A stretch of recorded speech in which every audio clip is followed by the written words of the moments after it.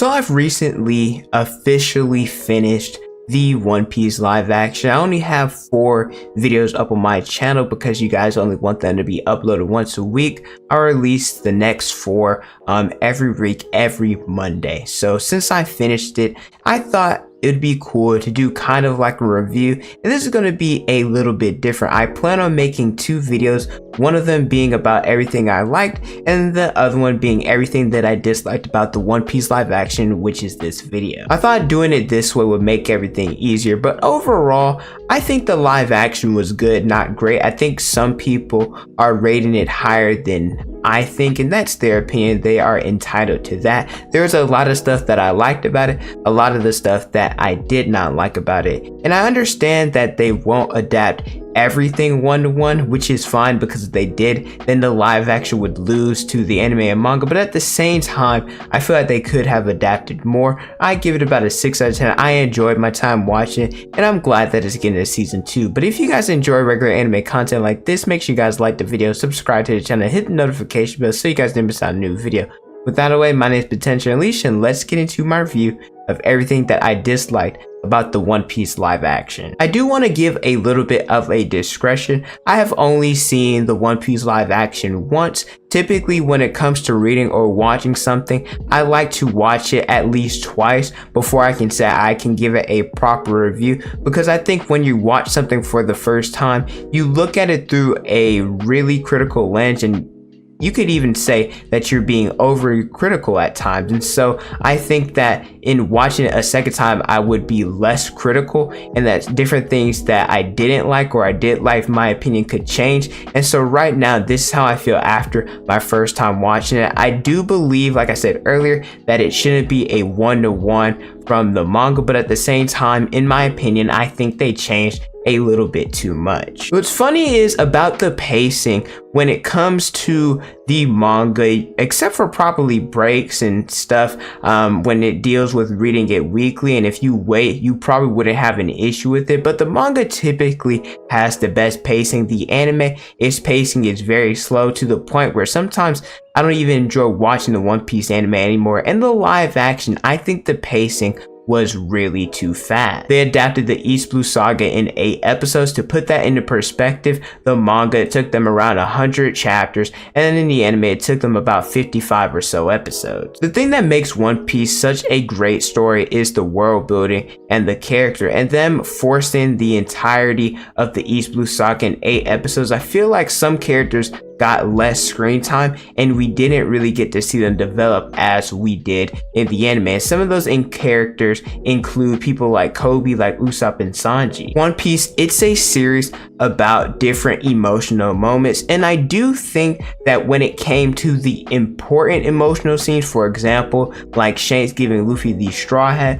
or Nami asking for help, or Sanji saying goodbye to Zeff, I think that the One Piece live action delivered, and those scenes were just as good as the anime and manga. But when it came to the smaller scenes that we don't talk about nearly as much, I think those lacked some emotion, and both of these scenes had to deal with Zoro. Number 1, his flashback with Kuina, and 2, his fight against Mihawk. In the live action, during his flashback with Kuina, after losing to her, it didn't really seem like he cared that much. He didn't cry at all. Zoro, he wants to be the world's strongest swordsman, and he was defeated by Kuina 2001 times. So in the manga, it really highlighted how frustrated and how emotional he was behind it. With Kuina, the fact that she didn't believe that a girl could become the world's strongest, she was really frustrated, really upset behind that, which is why she started crying. In the live action, I really didn't get the feeling that these two were really upset about the different hurdles or the obstacles that they had to face. And the same with Zoro and Mihawk, their conclusion. In the manga, it was very emotional. Zoro was vulnerable, which we never see. And after losing to Mihawk, him crying, that made the scene so much better. But in the live action, seeing Zoro on the ground there, it just wasn't as emotional, and it was a bit too casual for me. When it comes to Luffy's character, I thought Iñaki, I believe that's how you pronounce it, I thought him as an actor was fine, but there were times where I felt like the live action didn't understand Luffy's character at all. There were different instances when he would contradict himself a lot, and the one example I want to give is in his fight against Arlong. He was talking about how he kicked Arlong's ass, but then when they got to the map room and they started fighting, Luffy said something along the lines of, "Oh, well, I may not be able to beat you or defeat you." Like, what? When has Luffy ever doubted himself? He always says that he's going to kick the main antagonist's ass, and in the manga, he was arrogant. He was confident in his ability to win. So there's other stuff like that that happened all throughout the live action, which I didn't really like. When it comes to changes, there are some that I liked and some that I didn't. And when it comes to those that I didn't, there was something with Nojiko and her relationship with Nami that I wasn't a fan of. In the live action, the village hated Nami because she was working for the man that killed her mother, and technically it was like that in the manga until the village found out why Nami was doing it. But the reason why Nojiko got those tattoos was because Nami, she hated the Arlong tattoo, didn't want to be affiliated with them, and she was just depressed about it. So Nojiko, being the older sister, she didn't want Nami to feel alone, and so she got the tattoos in order to match her and that they could be sisters going through the same thing. If she hated Nami like she claimed, then what would her purpose be for getting those tattoos? So the whole plot point of Nojiko hating Nami and her having those tattoos didn't make any sense. I was not the biggest fan of Garp's character in this, which sucks because his actor was really good. In the live action, I think Garp was a little bit too serious. He's supposed to be someone that's 70% laid back, and then the other 30% he's actually doing his work. The entire saga,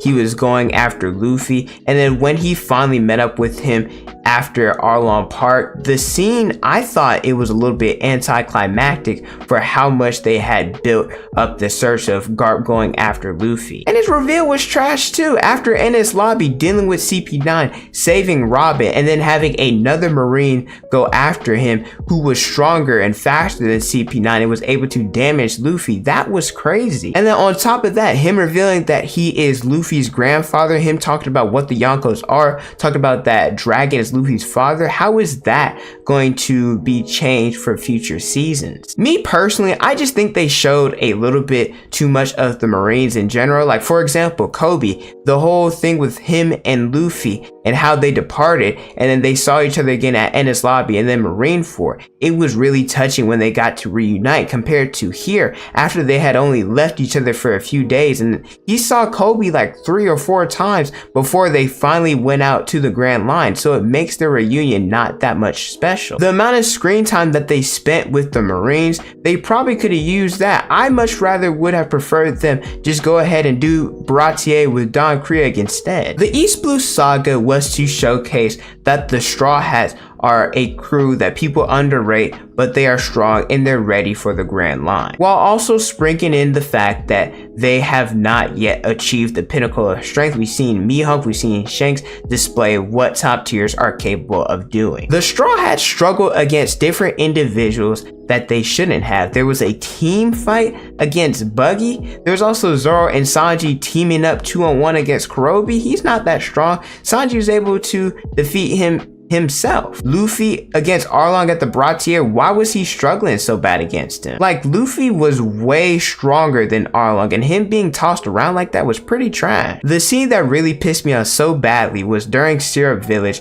when Zoro got knocked out unconscious by a glass bottle. Pirate Hunter Zoro, considered a demon throughout the East Blue. So many different individuals fear him. He was able to dodge objects while he is sleeping. He's able to fight 2-on-1s. He can take on more pain than almost anybody in the series. And yet Zoro, that one that is feared throughout the East Blue, is not unconscious by a glass bottle. I don't care how much people try to justify this scene or make up anything as an excuse. I still think it's trash and it's stupid. Overall, like I mentioned earlier, I do think that it was pretty good. There were a lot of things that I disliked, and there were some more that I didn't include, but I really think that'd be nitpicking, and I didn't think it was that important for me to bring up. I enjoyed the series, can't wait for season 2. But let me know how you guys feel about the One Piece live action. Let me know the different things that you guys did not like about it. Thank you guys so much for watching. Don't forget to like, comment, and subscribe. Hit the notification bell so you guys never miss out on a new video. Follow me on Instagram, Twitter, and TikTok. It's on the screen in the description below. Thank you guys so much for watching, and don't forget to unleash your potential.